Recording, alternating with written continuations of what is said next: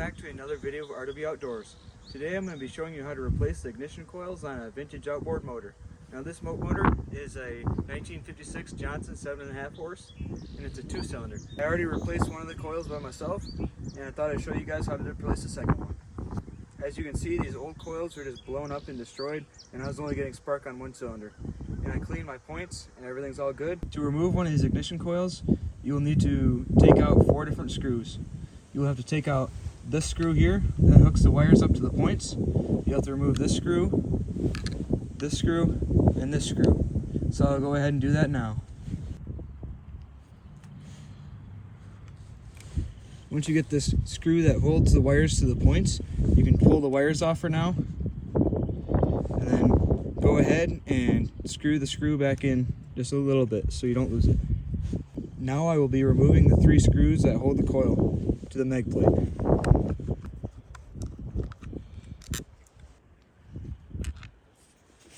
Just a helpful tip, this longest screw that holds the coil to the mag plate is the one that goes in this hole right here. As you can see, the other 2 screws are short like this one.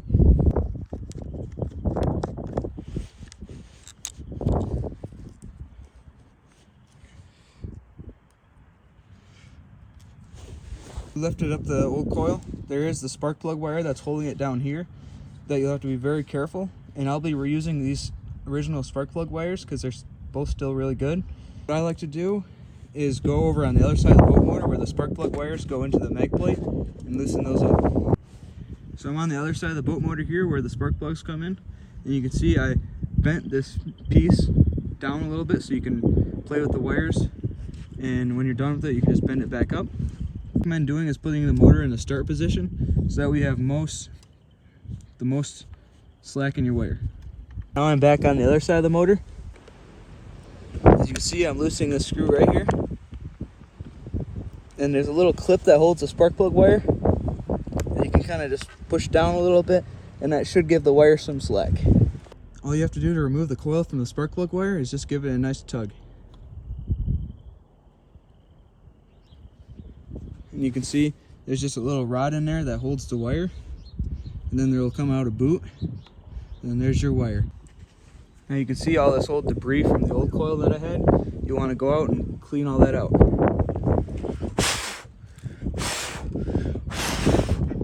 And since I loosened that retaining clip, I can just pull the spark plug wire back out a little bit, and since I gave it slack onto this side, I can just pull it ever so gently, and it should give me a little bit of slack. I'm going to go ahead and cut the wire right where the old coil used to sit, because as you can see, the copper is dirty.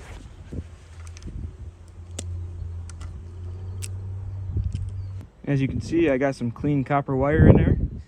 Now I'll show you how to install the new coil. Now I'm going to go run the spark plug wire back through the hole that it came out in. I'm going to go ahead and grab the new coil. As you can see with this coil here, it almost has like a screw-like threaded pattern where the spark plug wire goes. So all you have to do is just twist this coil onto the spark plug wire and it'll stay nice and tight. And one last thing before we put the coil on, I did keep the old rubber boot off the old coil that I'll just be putting back down the spark plug wire, and it'll just keep the moisture out. So you can see the smaller part here, I'll just put it back through the spark plug wire hole, just like so. Go ahead and line up my spark plug wire with the hole in the coil. So you'll just push it on there for now, and then twist the coil onto the wire.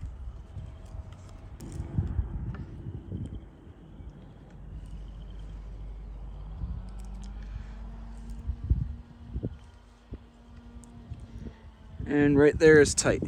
And you just want to give a nice little tug test, make sure the wire doesn't come out, and that's good.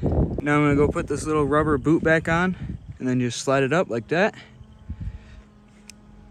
And then you can go ahead and push the coil back into the place it's supposed to be. What I'm going to do for now is put the screws in so that way it holds the coil in place while I clip the spark plug wire back where it's supposed to be. And remember, the longest screw goes into this hole right here.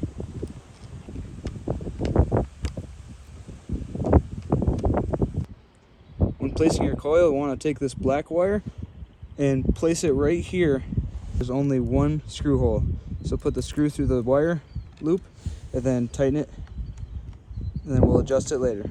Now when placing the coils onto the mag plate, they do make a coil placement tool. I don't have one of those today, but I'll show you a simple trick that will work. So my trick is, you can see with this mount that the coil screws to, you just want to make this flush, and you can just use a screwdriver and make sure that it's smooth all the way through. And as you can see, I just need to push mine in just a little bit, and then tighten the screw down a little bit more so it holds it in place. Now you'll go ahead and screw the green wire from the coil and the black wire from the condenser back onto the screw from the points. Make it flush.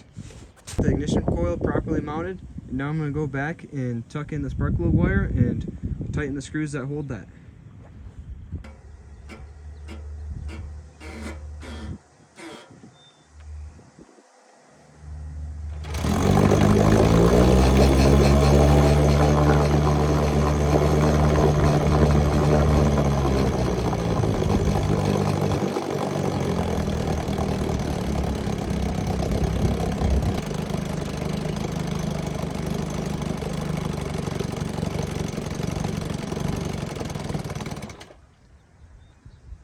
Well, I was able to get spark back to both cylinders.